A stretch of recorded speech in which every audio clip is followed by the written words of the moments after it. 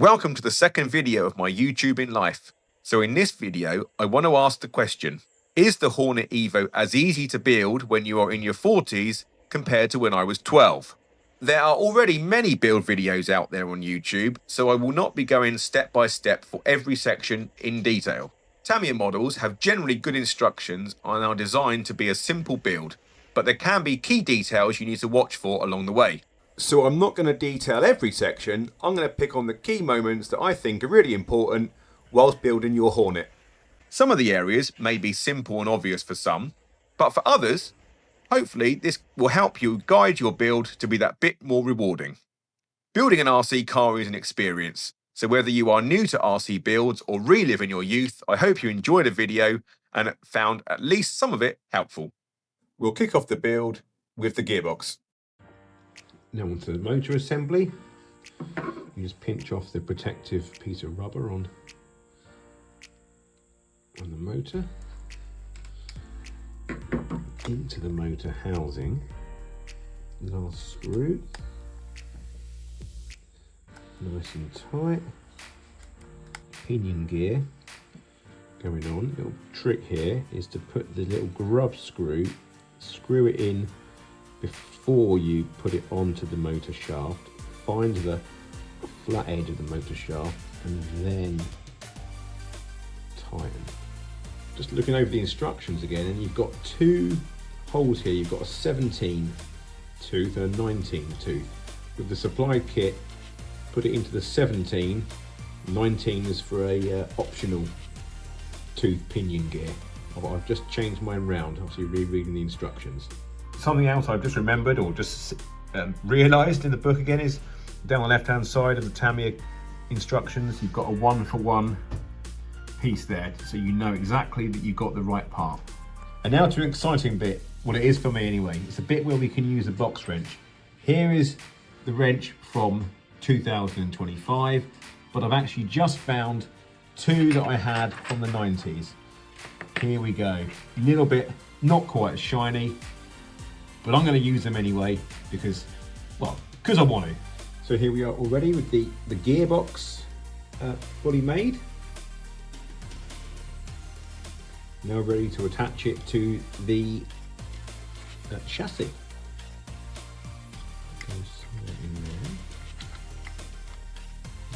Clips in there. Okay, so now on to section 17 and looking at the servo horn. Something which I didn't realise at the beginning of the build, which you have to drill out one of the holes on the servo horn here. So number 17, you can see it just marked there with a 3mm drill bit. So I've got the servo horn, I've put it safely into a secure vise. I've actually marked the hole where it says to drill. So I will drill that now.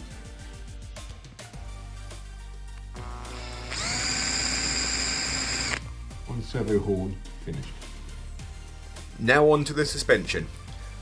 The suspension builds start with the pistons and the rods. Attaching a clip to the rod is tricky, but using long nose pliers helps massively.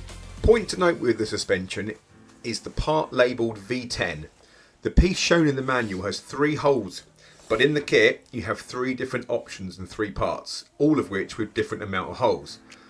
I am not an expert in damper rates, so please help us all out and comment if you use the 1, 2 or 3 hole settings, as they will each have different characteristics depending on the type of driving and terrain you intend to use your Hornet for. With oil. And then we're just putting the last bit of the damper together. In the end it goes on there. Try and get it on straight if you can.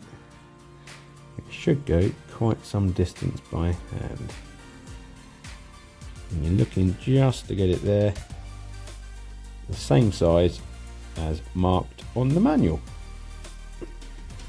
And filling the rear dampers exactly the same as the front ones. Fill up the reservoir with the oil.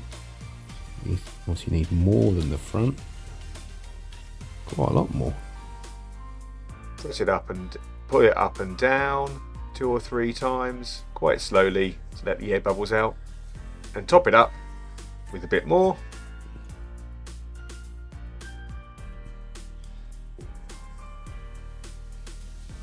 Quite slow. Still a few air bubbles in there. Seal on. Red seal for the rear. Cap firmly on, nice and tight. Now we're attaching the spring. So I'm going to put the spring over the damper there. Insert the other end. Here we go. Now it's got, in this area you can use spaces for the ground clearance. I think I'm just going to use V6 to start with and see how we get on. Perfect. One done. One more front, two more rear to go.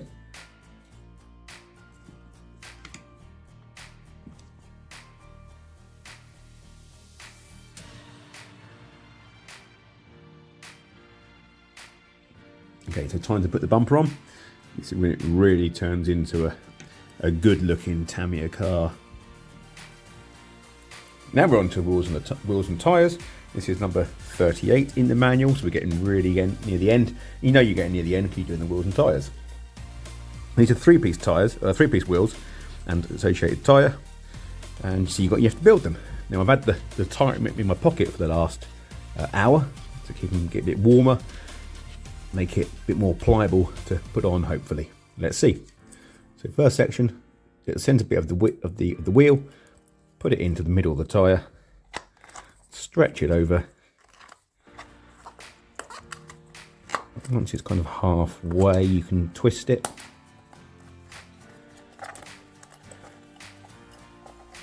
And there we go. It's in. Keep in mind this part of the manual here. So you've got the inner bit and the outer bit of the wheel, the inside of the wheel. The nuts are the inside. They're the nuts. The screws on the outside. So I've just kept it there for ease. When putting the nuts in, what I found is this nice screwdriver with the magnet on the bottom.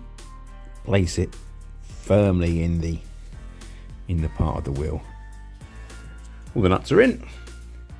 Checking it again. Inside, outside. Nuts on the inside. Line those up.